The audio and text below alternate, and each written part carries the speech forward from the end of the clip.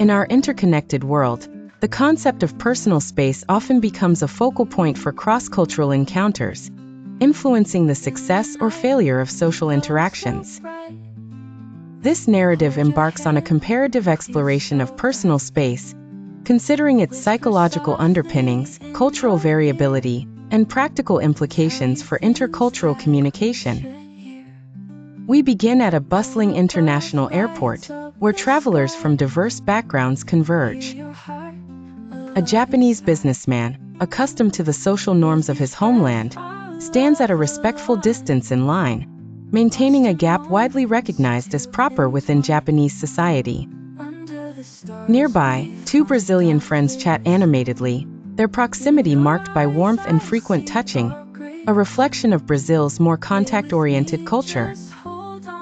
These differing behaviors illustrate the silent language of personal space, a social code shaped by centuries of tradition, environment, and individual psychology.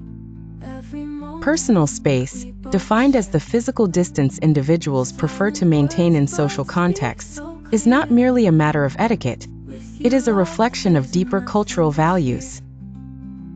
Anthropologist Edward T. Hall introduced the concept of proxemics to examine these invisible boundaries. Hall identified four distinct zones: intimate, personal, social, and public, each inhabited differently depending on cultural background.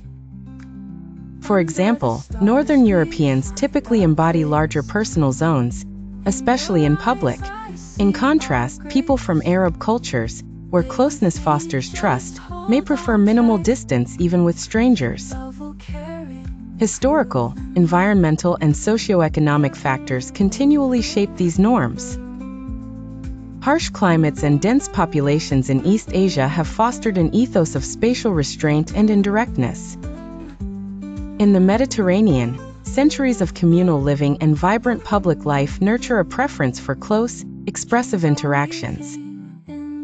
Moreover, within a single country, regional and generational differences abound. Young Italians in Rome may willingly embrace close contact, while elders in rural Sicily favor more conservative boundaries. The significance of these preferences emerges vividly in the workplace. An American executive meeting with Indian colleagues might inadvertently signal aloofness by maintaining too much distance, while an Indian partner may interpret closer proximity as a reassuring gesture of partnership. Such encounters can lead to misunderstandings unless both parties recognize that spatial codes are not universal, but culturally contextual.